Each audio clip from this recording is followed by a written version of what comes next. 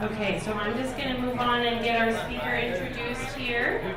So tonight we welcome Vanessa Petro, Oregon State University Department of Forest Ecosystems and Society Faculty Research Assistant.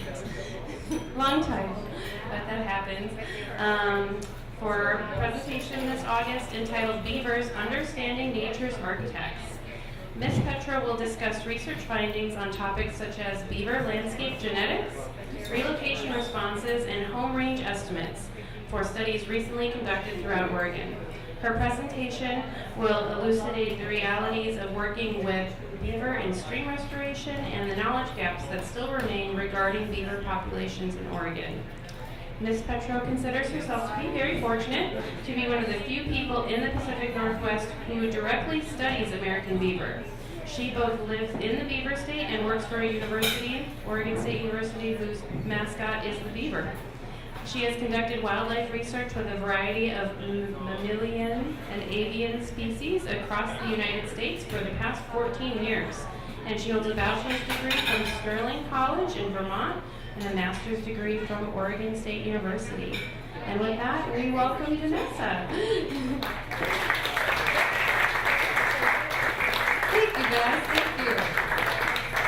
So before I jump into the presentation, first things, I want to thank the Coast Fork Willamette River Watershed Council for inviting me out tonight to give you guys a taste of what we've been doing in the research realm with American beaver work. And also, I want to thank you guys for coming out tonight. I see a lot of people survived post eclipse. I almost said apocalypse. So before I get going, I have a curiosity based on the outcome of the trivia questions. For the folks who had the 7-point tiebreaker, were the questions that you got wrong the unknown answer based questions? Some of them? Okay. And I'll be honest, I'm a little mischievous. I threw them in intentionally as trick questions because I kind of wanted to gauge how much people actually know about American beavers, especially in our state of Oregon. So you'll learn more about why those unknowns exist with our research program as of today. So as Maggie kind of hinted on earlier, I do consider myself fortunate as a researcher in that I am actually only one of 2 people in the entire state of Oregon who specifically and directly handle American beavers for research purposes. So that includes myself and one of my colleagues, Jimmy Taylor, who is a research wildlife biologist with the National Wildlife Research Center. So not only do we collaborate on research work here in the state of Oregon, we actually conduct a fair amount of beaver projects as well in the southeastern United States, across Mississippi and Alabama. But tonight for you guys, I'm going to keep the research updates specific to our state of Oregon. So, I don't know why it's beeping at me, but we'll ignore that. So I like to call this the Tour de Beaver. So this is just to give you an outline of how we're going to travel across our state and learn more about what we've learned with our beaver populations. So we're going to first start in the Central Oregon Coast Range with the Alsea Basin with a recent relocation study. We're then going to hop over to the Bridge Creek Basin in eastern Oregon, which I'm sure if any of you are up to date or at least somewhat knowledgeable of beaver research work, there's a lot of work coming out of Bridge Creek especially because of the relationship between beaver damming habitat and fisheries. And finally, I'll end our presentation on our most recent project that we literally just wrapped up analysis and write-up this past winter, which covers the entire Coastal Co. ESU, or for those who are less familiar with that, it's pretty much all of the western basins in the Oregon Coast Range that feed specifically into the Pacific Ocean. So starting off, the first study we're going to dive into is referred to as the Alsea Beaver Relocation Study. This was conducted in the Alsea Basin of the Central Oregon Coast Range, and this was actually my graduate research work. And the purpose of this project was to simply replicate the ODF&W relocation guidelines. We were interested to see what happens when a typical landowner follows these relocation guidelines. So we wanted to know what were the post-release responses? How did the beavers move? What was survival? And most importantly, what were the actual dam construction responses? Another objective of this study was to also look at the stream habitat characteristics associated with damming habitat, but I have to admit I don't have enough time to get into this third objective. However, if you want to know more about it, and we have time later on, I have slides kind of tucked away, so we can talk about that more if there's interest, of course. So to conduct a relocation study, the biggest thing, or the biggest hurdle we got to jump is how do we standardize site selection to actually relocate beavers to? And so what we decided, because everyone, and I bet it would be the same in this room, everyone has their own opinion about what they consider suitable beaver damming habitat or a potential relocation site, right? I bet if I did a survey right now, I'd probably come up with at least 10 different locations. So what we wanted to do, because of the relationship of beaver dam habitat enhancing coho rearing habitat and being a great factor for coho salmon populations, we decided we were going to use locally developed models to use for our release site selection process. So the first model we use is known as the coho salmon habitat intrinsic potential model, which is basically a model that tells you what is the suitability of a stream reach for coho rearing habitat. So within this model, I selected for the highest quality rearing habitat because we wanted the biggest bang for our buck in terms of conservation value. So within the whole Alsea Basin, when I ran the model, I found that I had about 272 stream kilometers to work with that met that criteria. Now for the beaver component, I used another locally developed model, which was actually developed in the Alsea Basin itself. And it's known as the Habitat Suitability Model for Beaver Dam Establishment. So about 2 decades prior to my work, researchers from OSU actually went out to the Alsea Basin, walked stream reaches endlessly, and wherever they found a beaver dam, they noted what the habitat characteristics were that described that location. And they also did the same for random areas that didn't have a beaver dam. And what they learned was that not vegetative, but geomorphic characteristics best describe where beavers were choosing within the Alsea Basin to establish a dam location. And when I say geomorphic, those are the physical stream habitat characteristics, like the active channel width, valley floor width, and of course the gradient of the stream reach itself. So with this model, we wanted to select the optimal sites. We wanted to give these beavers that we relocated the best of the best stream segments in the watershed to establish a dam at. But when I ran the model, I was down to 7 total stream kilometers that met that criteria. Now at this point, as I move forward, I then overlap both of these models' output, and wherever there's overlap, that's our release site. And the reality was, I ended up with only 2 stream kilometers worth of potential habitat that met both model criteria. And 2 stream kilometers is just over a mile, if that. And that mile worth of habitat was split up across 19 sites, both on private and public ownership. So now that this hurdle is jumped, so now we have an idea of where to start focusing our relocation efforts. But since we know that these should be highly suitable for beaver dam establishment, the next logical step was to actually go out and see, are there actually beavers there at these sites, right? Because the last thing you want to do is show up with a bunch of beavers and someone's already living there, and then you got to hike them all the way back out. So what I did was, every single one of these dots you see on the map, I went out and I surveyed for any beaver activity 1 stream kilometer both upstream and downstream of these sites. So that's a half mile in each direction. If I found any indication of active beaver sign, we immediately dropped the site. Now the reason I used 1 stream kilometer or half a mile as my search radius, that's because in the literature from all other beaver work conducted in the US, they found that that's the typical distance that separates one colony from the next. And to reduce his colony conflict. So the last thing I wanted to do was to release the beaver in a site where another colony is occupying only 200 feet down. So this is one measure I took to, again, help the success of these relocation efforts. So after all of that time of surveying, I ended up with only 9 sites. 10 of the sites were already occupied by beaver, and wrap your mind around this, out of those 10 sites, only 4 of them actually had damming activity. So yes, we have optimal sites that were modeled, say there should be dams present, but there were at least beavers present and they weren't damming. Why, I can't tell you at this point. So now that we have our 9 sites delineated, ready to go, later that year in the fall is when we actually initiated our relocation efforts.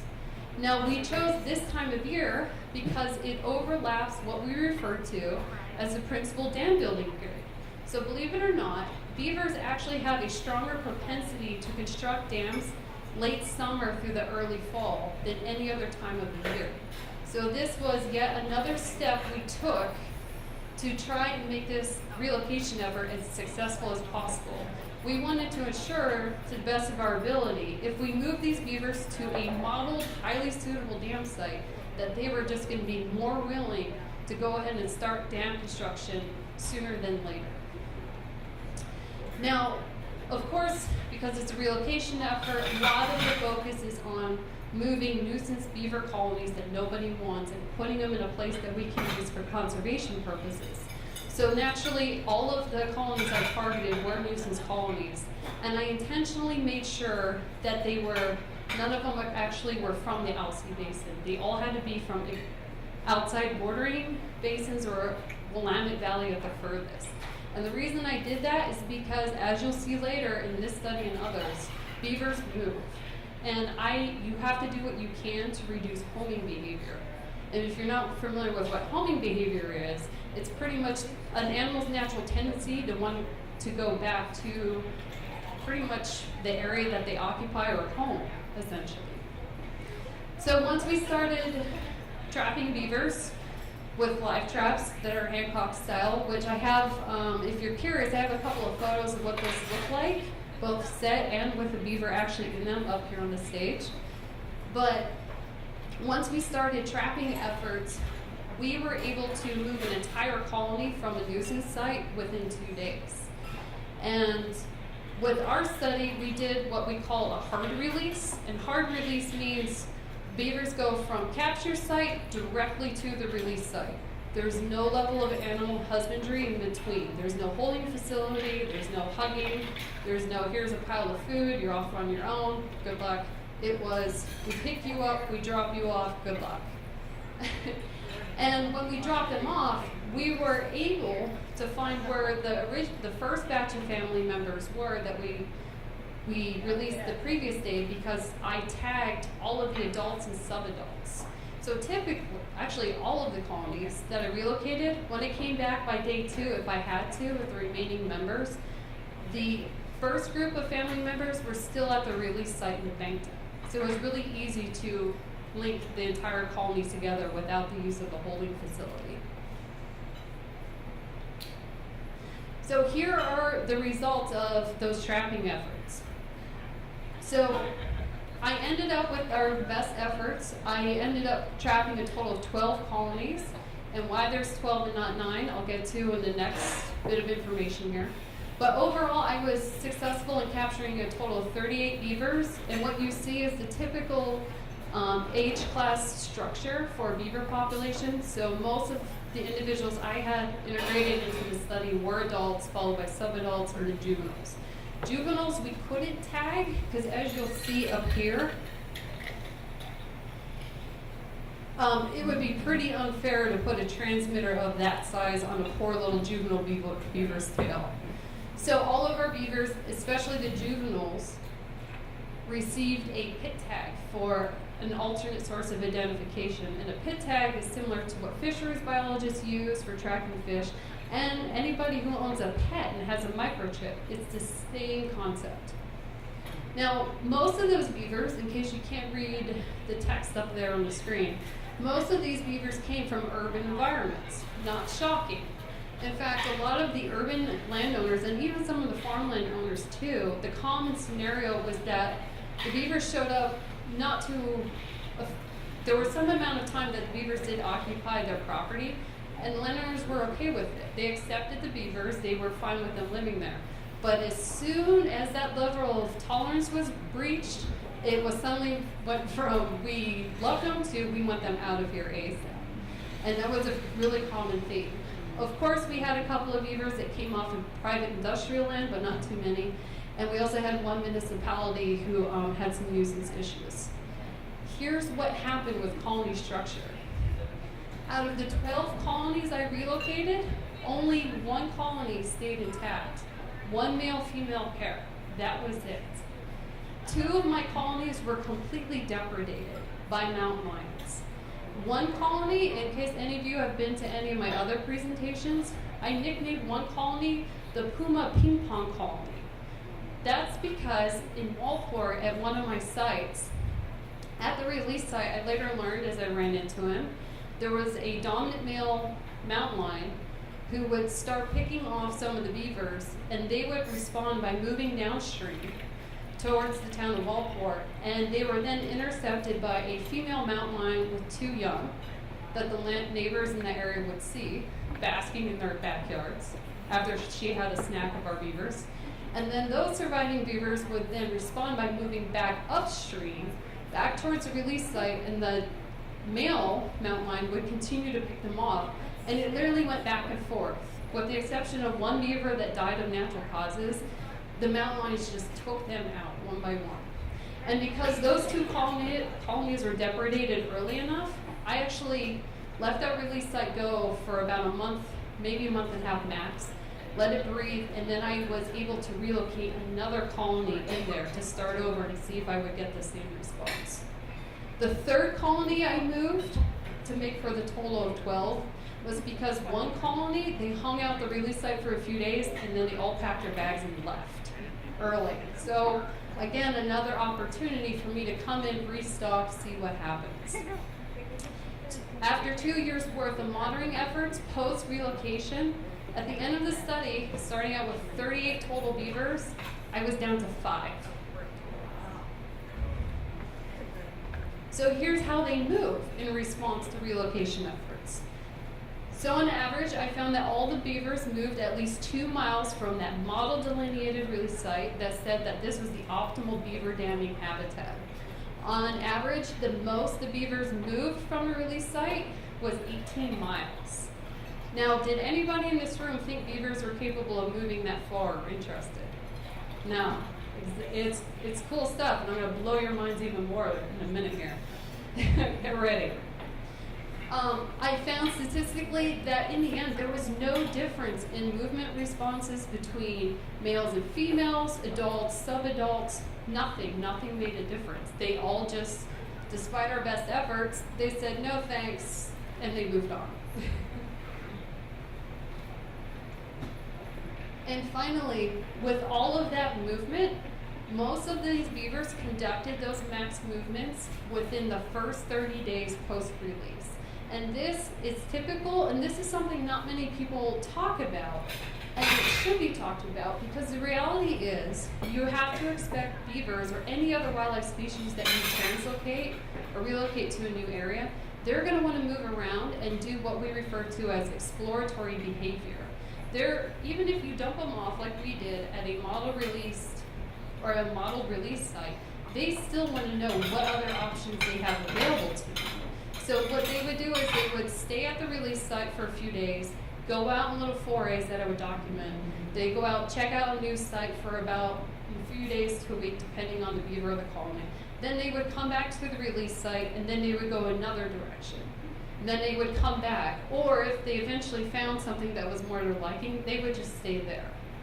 So that's something to be expected, like I mentioned earlier, with moving wildlife, especially beavers, across the landscape. So the question that a lot of people talk about is, well, how do these guys survive? What do we expect? Survival results, 47% survival rate. And the three main sources of mortality that I noted, number one was predation, and predation was solely by mountain lions. At some sites, I swear to you, when I showed up, I thought the sound of my truck was a dinner bell for some of the local mountain lions when I came through. We had a couple of natural causes, and we only had one human-related incident where someone during deer season actually went ahead and shot the beaver, realized it had a transmitter on its tail, and decided to drive it 20 plus miles down to Highway 34 that runs to Wallport and stage it as a roadkill. And the only reason I know this is because the neighbors watched the entire thing from outside their window by the highway. They could not figure out why a stream of hunters and pickups showed up, pulled a beaver out of their truck, and staged it on the road and then left. And the only reason I found the beaver too, this is serendipitous, I was searching for him over and over again. I couldn't find him, and eventually I was driving down this highway because it's the center point, it's the center line that gets me to all of the beavers I have to keep an eye on, right? And I kept looking at ditches, and then finally one day I noticed there was a bloated brown body. And I was like, no, there's no way it's a beaver. And I kept going and going, and finally the body got bloated enough. I was like, no, it's definitely a beaver. No way, it's mine. And then I got out of the truck and I saw the tag, and I was like, oh my God, what are the odds? Yeah, it's sad, but it's reality and it's data. So in terms of survival, of those beavers that did die, 27% of them died within that first 30 days, which isn't surprising because that's when they're doing most of their exploratory movement to check out other sites available to them. And of the depredation or predation-based mortalities, the majority of them happened that first week. And so this is something I want to emphasize, that you can build them a lodge. In our case, most of our release sites already had an existing bank den system from previous establishment by other beavers. What puts them most at risk of mortality is when they have to leave the lodge and they have to find food, and they also want to explore the area to see what else is available. At that point, it's practically out of our hands. We can only do so much with our efforts. And one common question I always get from people is, well, your survival rate is what it is because you relocated a bunch of urban beavers who didn't know what they were doing out in the middle of the woods. Well, turns out it doesn't matter if you have street smarts or not. Survival made no difference based off of where you actually came from. And in case, hopefully you guys are mostly done eating your dinner, the photos depict on the right what I would typically find at a beaver kill site. So that top photo is a cached beaver by a mountain lion. And what I have in the lower photo is when they pull that beaver out, mountain lions always consume their prey from the top down. So that's clear evidence of a mountain lion kill, unfortunately. Now, the one thing that most people want to know is, well, because you used a beaver dam establishment model, did the beavers actually dam? Especially, did they dam at the release site? So we already know one, they all moved from the release sites and established elsewhere. And when it came to dam construction, remember, I moved 38 total beavers. So the first year of post-release monitoring, only 5 dams were constructed. And they were all constructed at one location by one female pair. That was that male-female pair, that one colony that stayed together. It was those two. They were my all-stars. The second year post-release monitoring, I had 4 dams built.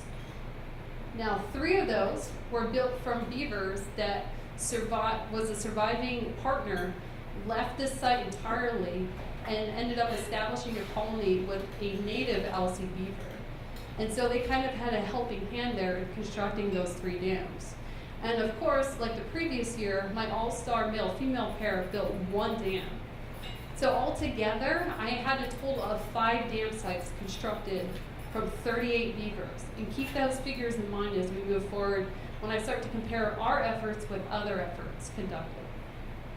Overall, in terms of dams in size and longevity, it's pretty typical for what we see in the Oregon Coast Range, and researchers before us for the past, I think, at least 50 years. So the beaver dams on average that we have from our study beavers were about 9 to 12 feet long, maybe 3 feet high, and that's typical. And all of them, both years, were blown out by high water events in the wintertime, which we see not only with our relocated beavers, but other native populations throughout the Oregon Coast Range. So this is the part where I want to compare what we found to what other researchers across the western United States have found as well. So if you remember, I referred to our efforts as a hard release, going from point A to point B with no level of animal husbandry in between. So in terms of survival for comparison, other studies found that their survival rates range between 30 to 40%. So already with our 47%, we're doing a little bit better than most. Not surprising, everyone else found that predation is a common source of mortality. This is to be expected, especially with a prey species who is naive and has no knowledge of the area that they've just been released to. Movement-wise, most studies found on average that their beavers were moving about 8 miles from the release site. So here we already know we're doing better with a 2-mile average, and we're not entirely sure, is our result that much lower because we used models to help us with the dam site, release site relocation efforts. We can't truly say because we didn't have a true experimental study. But with max movements of 18 miles for us, we're pretty much on par for other studies who had beavers move 20 to 40 miles. In fact, one beaver relocation study in South Dakota, one of their beavers moved, I think it was either 115 or 117 miles. Yeah, if they don't like what you got, they will let you know. And then going back to the 1930s and 40s when ODF&W, when it was formerly the Game Commission, when they conducted mass amounts of beaver relocation efforts, which was similar to what we saw across the U.S., when those researchers or technicians went back to the release sites to check on those beavers, they found that 78% of them were not there or had moved on, which is interesting. And then dam construction-wise, ODF&W actually conducted a beaver relocation study, a pilot version, to help them formulate the ODF&W relocation guidelines. And they used somewhat similar methods to what we did, but they found, just like us, in the end, there were a minimal amount of dams constructed, because they released 37 beavers. We beat them by 1 beaver. And with the few beaver dams that were constructed, just like ours, they all suffered the same fate. They were all ephemeral, blown out by high water events. Now, one study in Wyoming actually was more successful than the rest of us. They were able to get dams constructed, but it took them an average of 17 beavers to be placed at each site until eventually someone lived long enough or decided to stick around to actually construct a dam. So hopefully what you're getting to see is the complications that arise in a relocation effort. Now, with our types of results, and with all the news lately regarding salmon conservation relative to beavers, a lot of people ask, well, I always hear about all the work going on in eastern Washington. It sounds like they're more successful and they're better at getting their beavers to live and construct dams. And I say, from a researcher point of view, look at the numbers that you find only in their reports, and you tell me what you think. I can't tell you what the answer is. That's up for you guys to debate. So these efforts, like I said, mostly in eastern Washington, are referred to soft releases. So there is an element of animal husbandry between the capture site and then the release site. And that level of husbandry means that any beavers they catch, they put them in a holding facility until all of the colony members are caught, and then they release them as a family unit to the release site. And in some cases, if they don't get the full family, they'll end up playing beaver matchmaker and try to create their own pairs. When it comes to tracking beavers, because they're actually not doing research, they're just doing monitoring efforts, if you will, they're only using pit tags and ear tags to identify their beavers. They don't use riddle or tail mount radio transmitters like we do. So here's what their numbers look like. So for instance, and I have to advise you guys, I've been super busy this past year, so this hasn't been updated within the past year. And I can already tell you the numbers haven't changed significantly, but they have gone up a little bit. So let's start off with the Yakima Basin Beaver Project. Since 2011, they moved 130 beavers. They have 12 dam sites as a result of those efforts. And they found that one of their beavers moved 27 total miles from the actual release site. The Lands Council, also known as the Beaver Solution Group, which are a really cool group of folks, have a really awesome interactive website. They moved a total of 75 beavers. They have 5 dam sites to account for. And dam site means that they found active damming at the location that they released the beaver. The most famous project that a lot of people hear about in the news is the Matau Beaver Project in eastern Oregon. And they've relocated over 300 plus beavers. And they have between 30 to 40 sites max that actually have beaver damming activity. So that's an average of about 10 beavers per release site, which isn't much different from what I've found in my hard release work and the hard release work that I mentioned in Wyoming, where it took them about 17 beavers per site. And the funny thing is with the Matau Beaver Project, they actually now are the record breakers for the max movement a beaver moved post-release. Their one beaver moved a total of 120 miles, and it ended up in Canada. That's how much it didn't like its release site in the U.S. Didn't like to hear, I'm pretty sure it had nothing to do with the election results. Needless to say, it wasn't happy. And one thing that the Matau Group do admit to is that they have actually retrapped previously relocated beavers from one nuisance site, and then when they showed up to a different nuisance site in the basin, found them at that location. So that goes back to why I try to omit homing behavior as much as possible. And finally, the last project I want to compare to is the Sky Beaver Project. Now, this is the only project that's actually occurring on the west side of Washington, and this is technically a research project because the graduate student from the University of Washington, they are intentionally relocating beavers so that he can study the hydrological impacts post-relocation efforts when they establish dams. But when I talked to Ben and his group this past February, they relocated a little over 64 beavers since he started his project, and those 8 dam sites no longer exist. Most of them were blown out by high water events this past winter. So overall, the common theme that a lot of these efforts report is that in the end, one, they have no idea what the real outcomes are of these beaver relocation efforts because they can't actually follow them like we do with our transmitters. And they're limited to using the ear tags and the pit tags, but even then, those devices have a limited retention. Pit tags have a habit of popping out of tails. Ear tags have a tendency to get ripped out. And because of that fact alone is why we never even bother with ear tags. And when we place pit tags in beavers, we actually, very similar to a dog and cat, we don't put them in the tail, we actually put them under the skin above the shoulder blades. And of course, everyone admitted beavers move, and now you've seen they are capable of going at least 120 miles on their own. All right, so let's get me off of the whole beaver relocation soapbox. So let's now jump over to Eastern Oregon to another study we recently conducted. So I'm sure many of you have heard of the Bridge Creek work that's been conducted in the intensively monitored watershed. And the reason we ended up here was because at the time, all the interested stakeholders, who were interested in enhancing beaver dam habitat, were interested in relocating beavers to this site all throughout Bridge Creek to increase the amount of dams. So the theory was more beavers equaled more dams.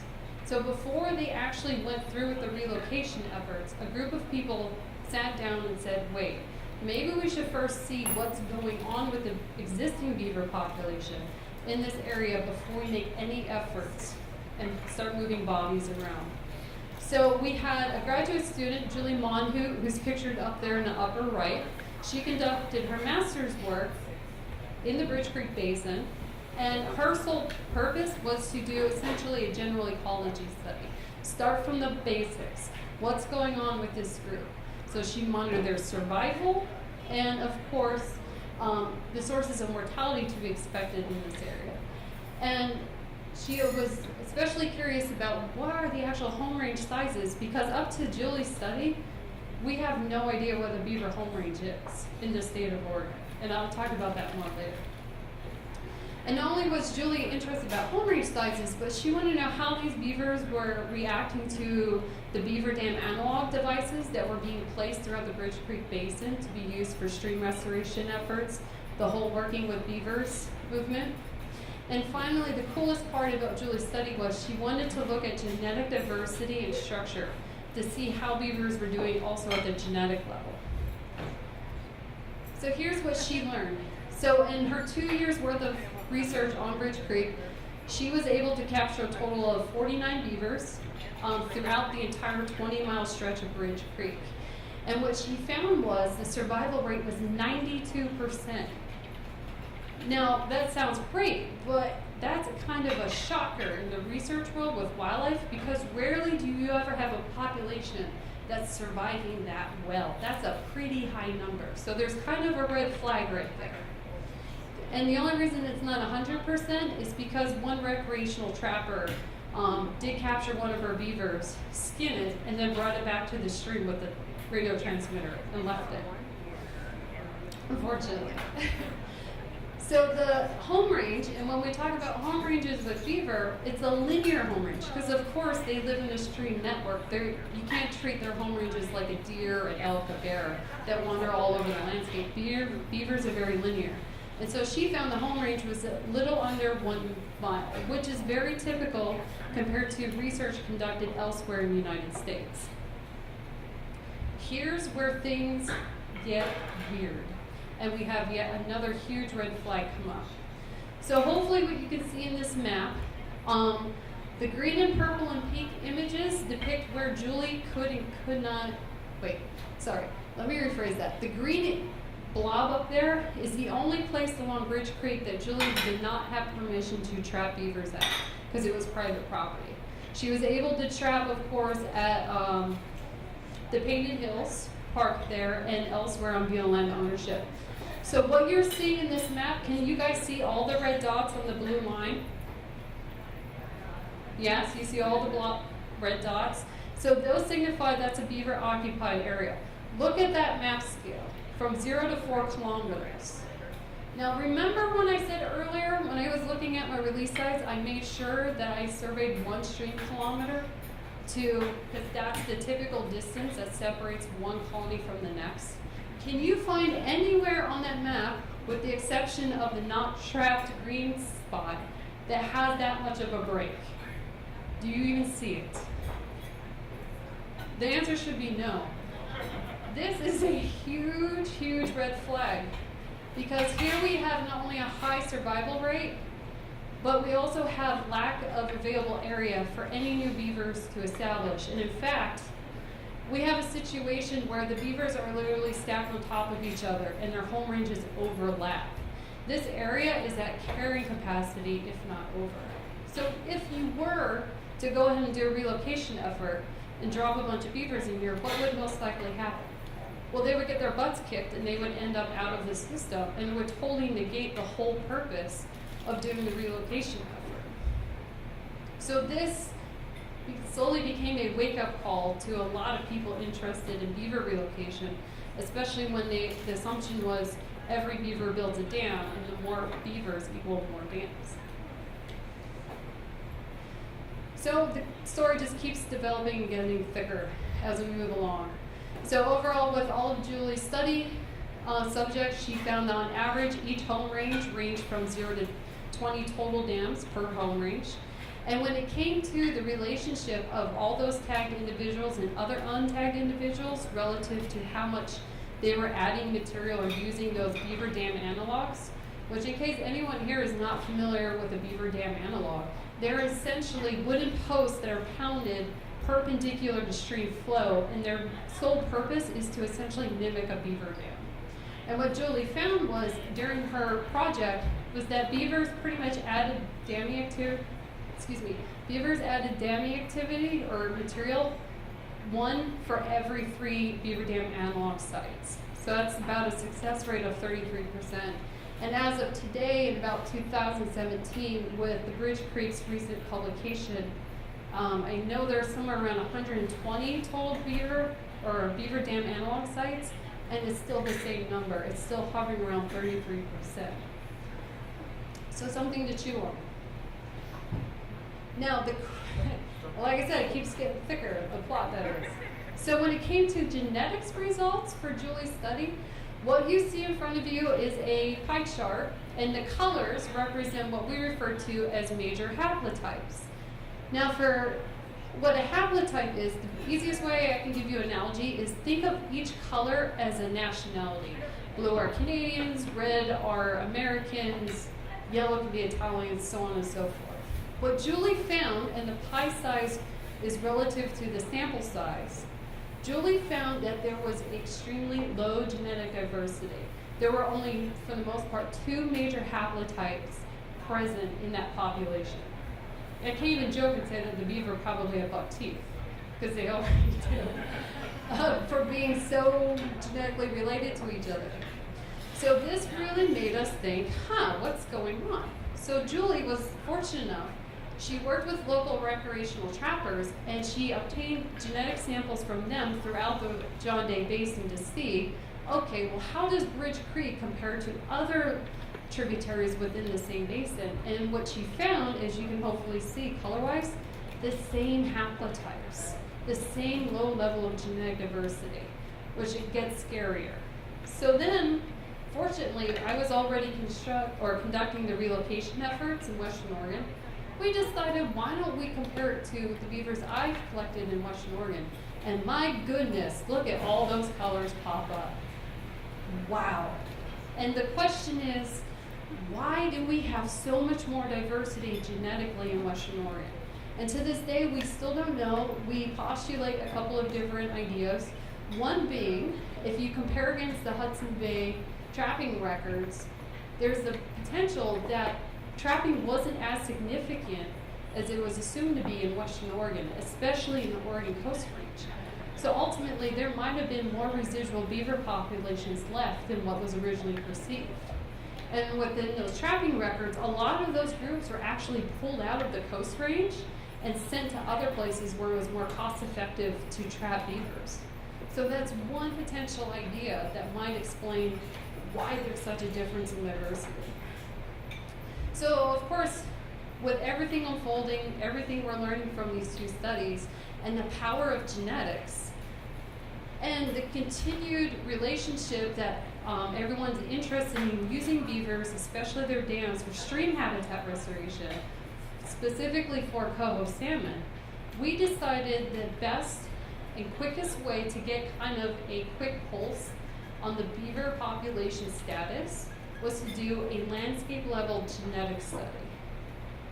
And so the main objectives of our study were, 1, to understand how does the landscape affect gene flow of beavers that we capture throughout all of the Oregon coastal ESU. ESU stands for Evolutionarily Significant Unit. And finally, we wanted to know, what did that genetic diversity look like too across this whole area? Since now we have kind of a small preview based off of Julie's work. So like I mentioned, we targeted the entire coastal coho ESU. I admit it, sometimes I get a little crazy and I go overboard when it comes to trapping efforts. And so a 3-person crew, including myself leading the charge, we implemented live trapping efforts that occurred mostly across the time span of 4 months. So we targeted spring and summer, especially spring because that's the time of year beavers are actually dispersing and trying to establish new sites.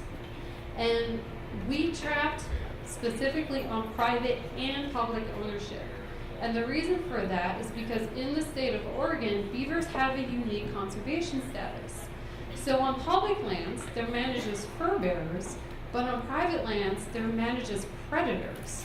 And so because of that unique management status, there was a lot of questions of, well, what's going on with beavers on the private lands? Because private landowners, like anyone who owns a small parcel of land, and if they have nuisance beavers, they can actually legally shoot them on site, remove them however they see fit, and not report any take to the state.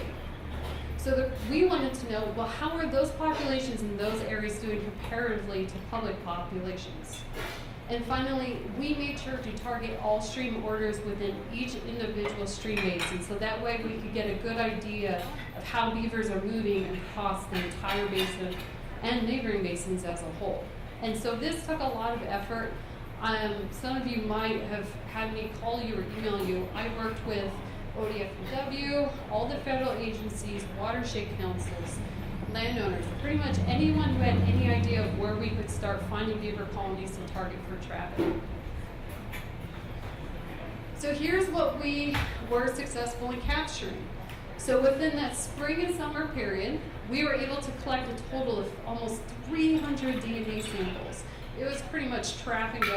We were moving at a quick pace across the whole area. Because as some of you hopefully know, Western Oregon is pretty huge. And it takes a lot of effort to do all of that work. Now I will warn you, everywhere you see a yellow dot, you can't make assumptions on those the placements of those dots based off of, or assumptions relative to abundance, given where the densities of dots are. And here's why. For instance, around Walport and Alsea Basin, you're probably going to see more of a cluster of dots because I have home field advantage. I have a habit of constantly identifying beaver activity when I'm driving, so I already knew out the door or the gates where to target beaver colonies as we started venturing along. And of course, elsewhere, I was relying on other people, and I even forced the crew, God bless them, I forced the crew, if they were doing the same thing I was. If you were driving down the road, you saw a chew stick in the stream that was recent, you were knocking on that landowner's front door asking permission to set a couple of live traps. We got that ridiculous with trying to capture as much as we could to best document where these beavers were that we were finding. Places where you see holes or missing dots, if you will, especially in the Umpqua area between Florence and Charleston, the reason those are empty, the bigger blob towards the middle Umpqua River, if you're familiar with that basin, there's beavers there. Oh, there's lots of beavers there. Problem is they're all pretty much trap shy, and we spent extra time there doing what we could to entice them into the traps. Didn't work out in our favor. And because we at a max had 2 nights per trap site to collect DNA samples, I had to pull the crews out and say, it is what it is, they don't like us, we gotta move on. Other sites, like in the North Umpqua River Basin, we couldn't even set our live traps at active beaver sites because there were so many people fly fishing or recreating or rafting, and the last thing I needed was someone pulling into a beaver trap by accident and having our name plastered all over the TV or the news. And finally, in the South Umpqua River, at the very end of the field season, I just ran out of time and money. We couldn't get to a lot of sites that I wanted to wrap up. But overall, we were pretty successful. What you're seeing is the largest effort recorded in North America for beaver genetics related capture for a project. So we were able to collect DNA samples at a total of 160 sites, which reflected 22 different basins. So we were no longer handicapped to one basin like typical research projects. We had more to compare with. Land ownership wise, for me, it wasn't surprising that most of the beaver activity we found was actually on private ownership versus public ownership. And we can talk about the rationale behind that more later. But for time purposes, I'm going to keep moving. Age class, just like our other studies, typical breakdown, mostly adults followed by subadults, juveniles, and then kids. Okay, so here's where you're going to have to bear with me, and I'm going to walk you through comprehending genetics results. Because believe me, I am not a geneticist, and even it took me a little bit of time to understand what this all was and what it all meant in the end. So what you see before you, when we ran the results in our analysis, and when we were asking, well, how are the populations, what do they look like in terms of gene flow? And when I say population, kind of think of the analogy of how would you define the border, a spatial border that separates one population from the next. And what our results showed was there was 2 main populations across all of the Oregon coast western coast range, which is interesting. And as I move forward through the figures, keep an eye on the Spiny-Slaw Basin and watch how much of effect that basin alone has on the distribution of gene flow and diversity. So there was a high probability that there was no doubt two major populations within the Oregon Coast Range. And you can already see there's some blue in the red area and red in the blue area. And so that is potentially explained by relocated beavers. And this reflects beavers who have existed on the landscape over a long period of time, pretty much since beavers have been in this area. As we dove deeper into our data, we learned that there was still more evidence for more populations that existed within our data set. And so what that meant was we had data that said there's actually the potential of 4 total populations throughout our entire study area. And you can see the breakup again, and you can still see that there's color mixing between the major color populations delineated on this map. Again, it might be explained by all the previous relocation efforts back in the 30s and 40s from ODF and W. And finally, our data set, well, there's still evidence that there's potentially up to 6 populations, but no more than that. And you can see again how the colors split, but even when they split into their separate color patterns, there's still colors in one area that are shown in another area. So there's shared alleles or shared genetics of beavers in the Umpqua Basin and also further up in the North Coast, which is interesting. One thing we learned, which is really exciting for us, and I'm going to explain what a genetic neighborhood distance is. This figure reflects what is the dispersal distance of beavers.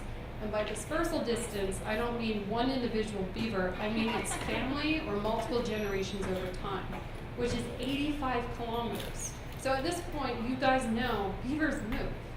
And 85 kilometers comes out to about a little over 40 miles.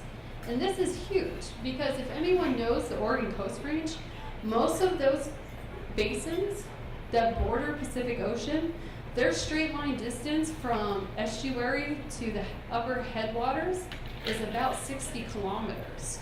So now, with our genetics, we now know beavers are capable of not only moving from top to bottom, but side to side throughout the entire basin over time. So they're not just restricted generation by generation to one area of the basin. Over time, they've been able to move around the entire basin and then some. I apologize, this is a lot of table statistics, but the reason I threw this in, even though you probably have no idea what you're reading, is that I wanted you to see what the landscape variables were that we tried to use to help us explain why we were seeing gene flow or why we were seeing those 2 populations versus 4 and 6 breakup. And we tried to say, okay, is dispersal impacted by the stream network itself? Because obviously beavers, if they're going to disperse, they're most likely going to disperse in the stream itself. They rarely will come out of the stream and go up and over a hillside, a low ridge, especially a steep mountainside.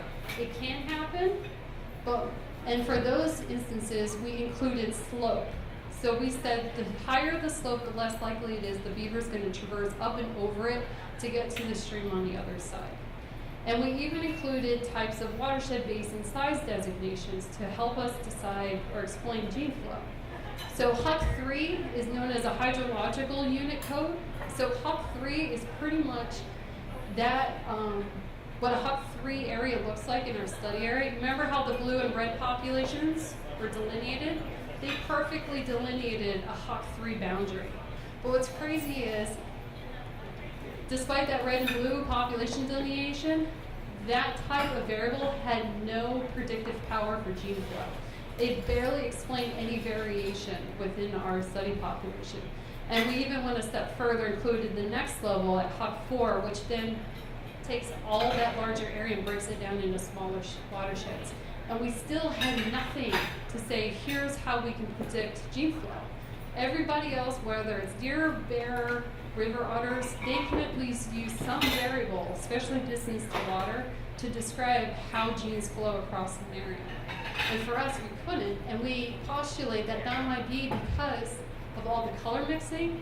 There was so much successful relocation efforts back in the 30s and 40s.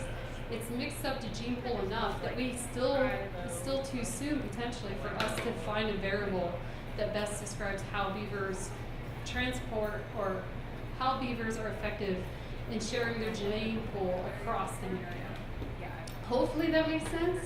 Yes, I see that shaking. Okay, I haven't lost you yet. So finally, the second portion of our genetic study, thinking back to those 3 different population schemes, this is the portion where now we're looking at genetic diversity within all of our trapped individuals. And so of course, we're going to look at it based off of what the analysis results said. So the analysis said, well, we think there's 3 main population schemes. The 2 populations, 4 populations, and then 6. And what I want you to keep note here, as the populations increase in number, see how the coast range breaks up, where we go from, in the case of 2 populations, there's a one big chunk for the north coast versus the south coast. When we move to 4 total populations, only the north coast is breaking up into small populations.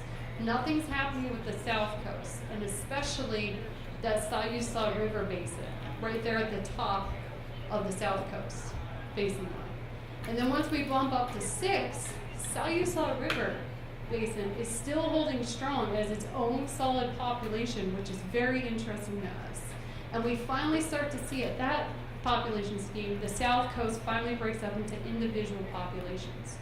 So we use these schemes to identify what might be the genetic diversity. And the takeaway from this table is the F-stats results. And so what we're looking for as scientists is an FST value of 0.1. And what we find here, and what the FST value represents, is how much genetic variation is explained within a population. So we're doing pretty good at 0.08, which means as the number increases, the more populations that are delineated, the more explanation we have for genetic diversity. But for this wasn't enough. We knew there was more to the story. So we actually came up with 2 more population schemes on the whim on our own. And so the first population scheme, we said, what if we made the basins even smaller to represent a Huck 4 status? What if we separated them into those categories? And finally, the population scheme that I was persistent about using was simply the best way I thought to explain beaver diversity genetically. I assumed that from having crawled through the entire Oregon Coast Range, it seemed logical to me that majority of beavers are just going to disperse in the main river stem that they're associated with within that basin. So I went through it and we broke up the entire study population into those individual major river networks, like what you see there in the aerial image. So that's an image of the Salmon River. So all the beavers that occur only in the Salmon River basin were considered one population, versus like in the Huck 4 watershed delineation, where you combine Wilson, Trask, and Nestucca, that population was then split into 3 major river systems instead of 1. And here's what we found. Genetic diversity was best explained by the river network population thing. And so if you're wondering, well, what in the world does this mean? It's just a bunch of numbers and descriptions of where these populations fall. It means, are you guys familiar with how the coastal coho populations are delineated across the entire coastal ESU? There's about, 25 populations? There's a lot. It's the same deal with beavers. Each population is unique at the watershed level, which is pretty much the river network level in our case. That population scheme got us to 0.1. And you can still go higher than 0.1, but that scheme, given our data set, did the best job of explaining genetic diversity. And here, too, we actually had trends working in a uniform spatial direction. As in beavers, diversity was described from north to south, south to north, versus the earlier schemes where south coast didn't break for a while and finally the other populations did, meaning genetic diversity was just bouncing all over the place. There was no set theme. It was just going from top to bottom.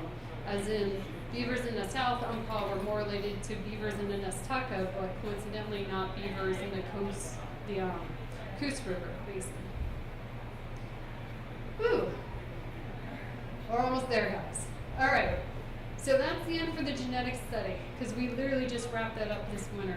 So the takeaway for all of you guys, what I want you to now know, because it sounds like you are awesome beaver believers, given the scores of your trivia questions.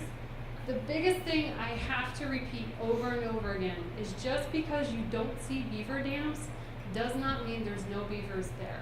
I have a lot of different folks who I take out on stream site visits and swear to me there's no beavers occupying the area, and then we find them within that day as we're trekking around. Most importantly, one takeaway definitely, hopefully you've now learned, population is not limiting the dam numbers on Ridge Creek itself, because it's at carrying capacity still to this day. Of course, with my efforts and what I've covered for other efforts relocation-wise across the western United States, it appears that those efforts may not actually be an effective management tool to increase or use beavers as a stream restoration tool if you're specifically trying to get dam establishment as a post-release response. And finally, with our genetics work, we have learned that there might be the potential that there were actually remnant populations throughout western Oregon, and that trappers back in the day didn't actually clean house like a lot of people like to say throughout western Oregon.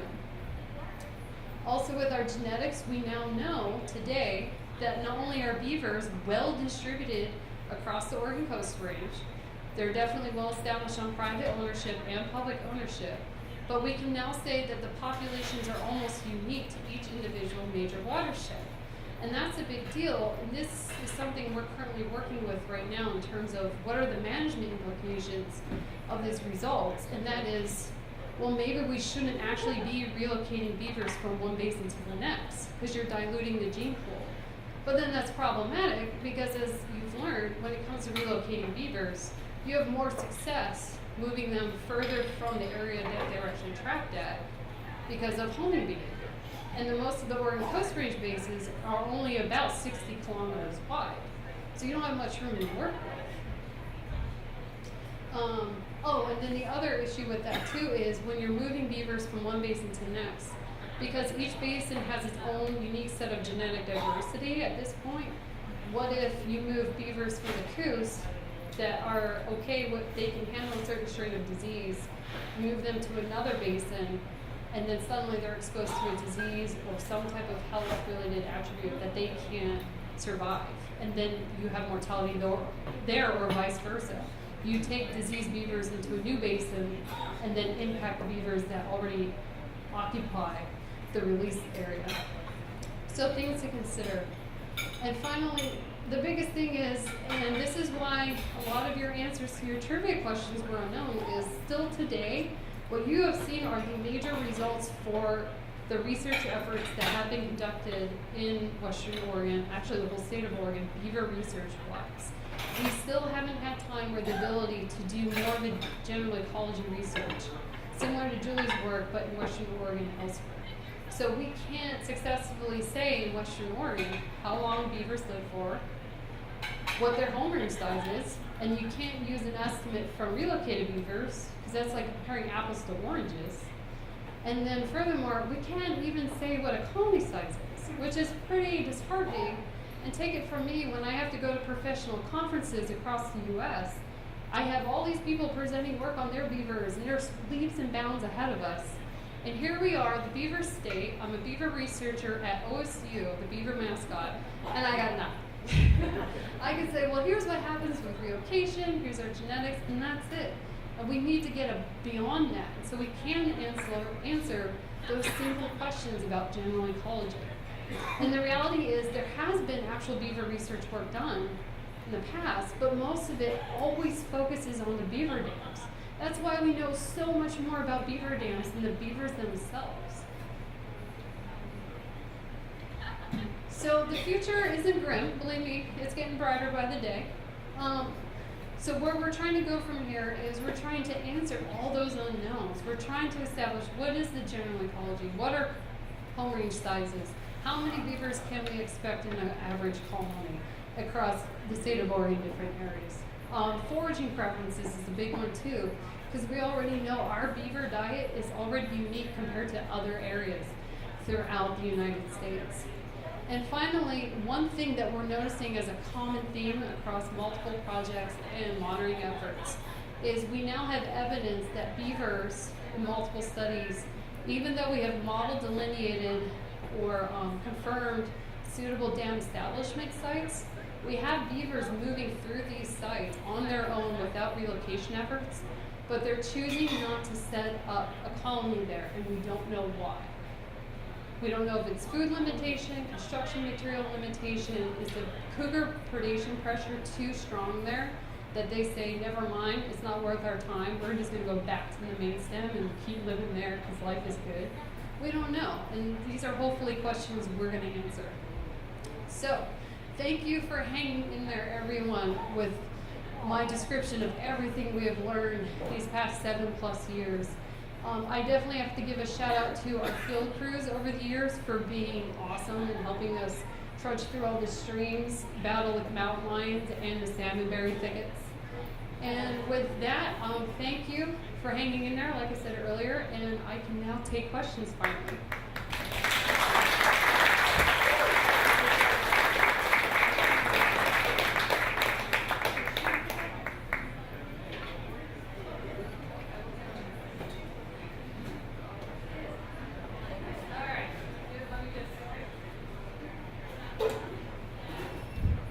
All right, question 1.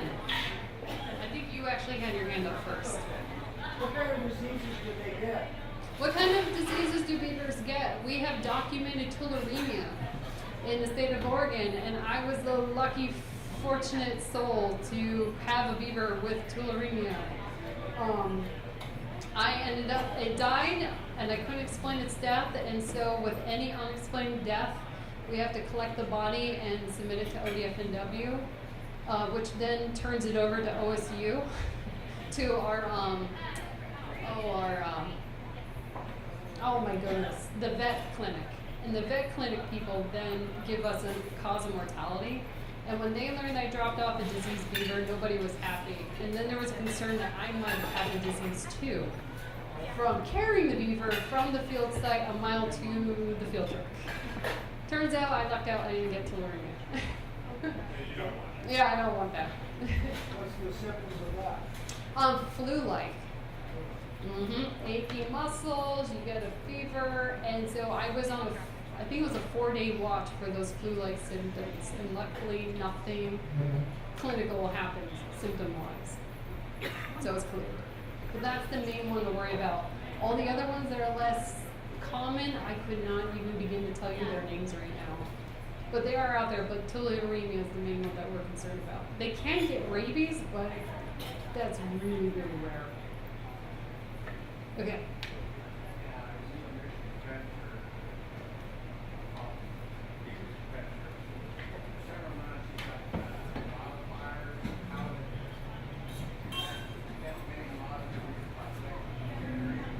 So the question is, are the wildfires decimating beaver populations in our study areas? So I can say in Western Oregon, it hasn't been an issue yet for us. We haven't had any study sites that overlapped or samples collected that overlapped where there was a wildfire in recent history. Bridge Creek, they didn't have that issue when Julie was surveying for her master's work, when she did her general ecology. That is actually a good question, and to my best of my knowledge, I don't think there's any research that has looked at that. If anything, when it comes to wildfires, we always wonder as researchers, what after a wildfire comes through an area, very similar to the historic clear cutting to the streams, it creates a lot of available habitat that beavers prefer. And it just makes that stream segment that much suitable for beaver occupation.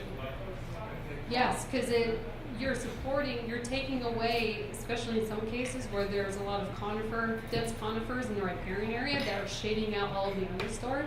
If the wildfire is severe enough and takes that all out and the forest can rebound from there, you're now creating all of that. You're giving the understory vegetation a chance now. And of course, grasses and forbs and everything else are going to release as well, which beavers love as much too. Yes, that is true, especially given fire severity. But that's something I gotta cut myself off because I can't really say what might the true implications be because I don't know. Have a question? Yes. Or the guy who just. Oh, sorry, I didn't see it. It sounded like the guy in the hat said something. Yes, what is your question? It's two parts. A, Ooh. what is the effect on the beaver population in basins such as nutria? And B, clear cutting. So, what are the effects of nutria populations in clear cutting on beaver? First of all, with nutria, they and beavers do not get along. In fact, they avoid each other. But I have documented along the Oregon coast with our beavers, with trail camera setups and radio tracking, beavers and nutria sharing dens, but at different times. So, at the most part, there isn't that much competition for resources, especially food, because nutria are primarily a grass and forb dominated diet, where beavers do have grasses and forbs in their diet, but it's only during the summer seasons. And if it's not available, they can move on to woody vegetation, which we know commonly as one of their main food sources. And in terms of clear cutting, well, honestly, going back to the private versus public differences where we found beavers, it was easier for us to find beavers on private ownership than public ownership because a lot of tributaries we worked on the Sayuslo National Forest and the Siskiyou National Forest, a lot of the riparian areas are just dominated by large conifers that have like a sword fir and understory. And so there's not much food available. And I wonder, and I can't prove this, it's just something that we're wondering, is it that because of the difference in stream riparian buffer management that there's more sunlight exposure to the riparian areas in areas where there's clear cuts that provides releases of their preferred food species? But we don't know. And again, this goes back to we need to do more research work to find out and search that more in depth. Yes.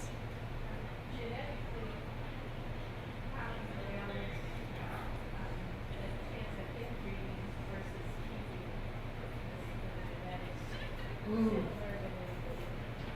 Right. She asked a great question. How do we balance inbreeding genetically, given, I'm assuming what we've learned tonight?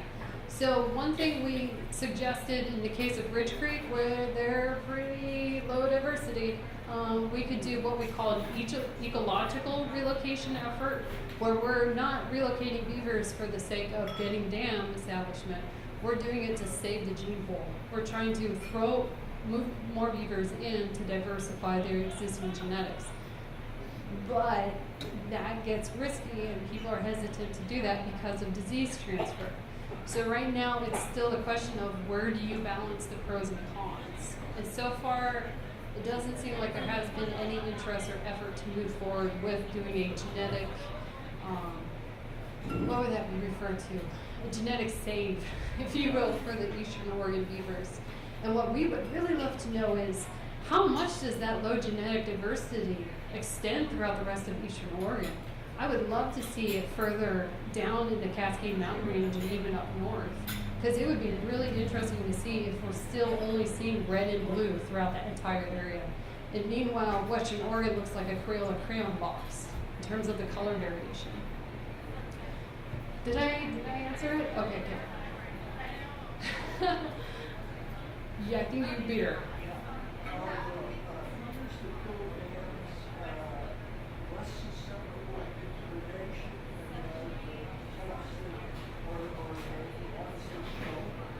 Ooh, good question. It is. The question is, are beavers who build dams more susceptible to predation than beavers who just like to hang out in the water and not build any dams? The answer is, I don't know. We have no idea. We would need to do, as I mentioned earlier, more research work to figure that out. So we could actually focus on those type of dynamics instead of just tracking post-relocation responses. It's a good question. And I couldn't even tell you if the pendulum swung in one direction or more than the other. I don't know. I mean, And what I've learned with beavers too is you would assume, oh, this is probably what the outcome is or the answer. They totally throw wrenches into everything and surprise us when we dig further into the data. Yes. Okay. Okay.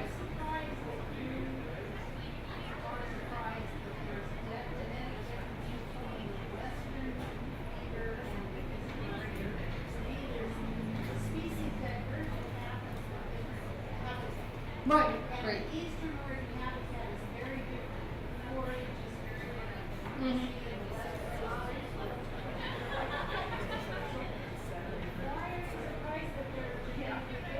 I'm surprised that they're, okay, sorry. So her first question is, why am I actually shocked that there's such a stark contrast and diversity between the east side beavers versus the west side beavers? My reaction of shock and why I wasn't anticipating anything is more so over the lack of diversity.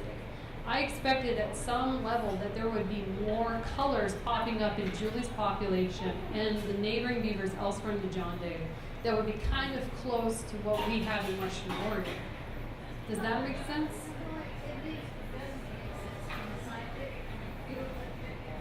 Well, you have... You've already demonstrated that within a watershed, Right. there is less diversity. Watershed, and there's very little diversity, but it's different than what you see in the west. Right. And that says to me that you're saying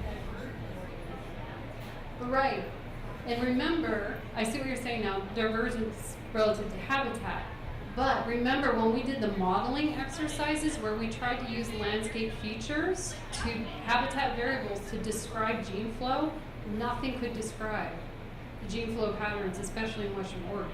We had nothing. And so to best explain or identify what's going on, you need to look at more, we need a larger sample size for Eastern Oregon. So, and admitting too, I am not a geneticist. I'm a research wildlife biologist. I can only go so far when I dip my toes into the genetics pool and explanation. If you have a question that's a little bit easier, do you think that there's an impact on dam washout related to our forestry practices, like when they're cutting erosion or Right. So the question is, do I think there's a relationship between current forestry practices relative to the ephemeral nature of beaver dams in the Oregon Coast Range? Hard to say because that's something we haven't studied directly, but I can tell you in Western Oregon, beaver dams on average last about 2 years, max, or not max, on average. And in Eastern Oregon, surprisingly, before Bridge Creek became really popular with the beaver dam analog research, 2 researchers out of OSU were already conducting dam monitoring efforts for at least almost 20 years before they even started putting or placing the beaver dam analogs. And they found that those dams, too, were only lasting about 2 years on average. So there was no difference there that I could speak of. And one thing to note, too, in those earlier beaver dam monitoring efforts, they actually found beaver dam numbers naturally occurring about around the 100 dams to the whole Bridge Creek area in their surveys, similar to what the Bridge Creek folks are now saying that their beaver dam analogs are increasing in orders of magnitude. They're saying, well, now that we put in the BDAs, we have at least 100 or whatever their high figure is, number of beaver dams. But nobody's talking about all the previous work that was done before the BDAs were put in. And it's not shocking that numbers go up and down because beaver site establishment is cyclic. Because beavers are known to eat themselves out of house and home, move, and resume in a different area. So that's as far as I can go in that answer. Thank you. Yes?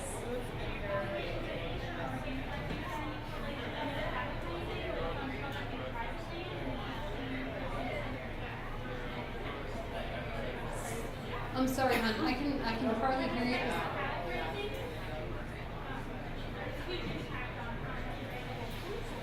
Right. Yes.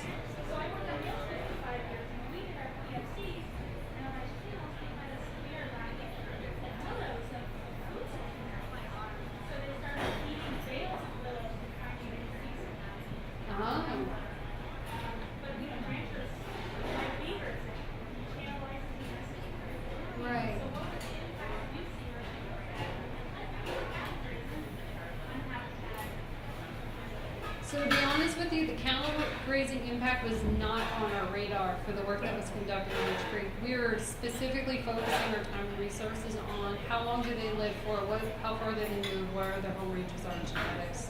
I can say with other research work on beavers across the western United States, the typical pattern or relationship relative to cattle grazing is beavers and cattle just don't mix most of the time because of that competition for resources. And that's as much as I know on the cattle grazing topic. I think I saw one more hand, I thought. Or maybe I successfully answered your question. Any more? No? All right. Well, thank you again, guys. It was a great night.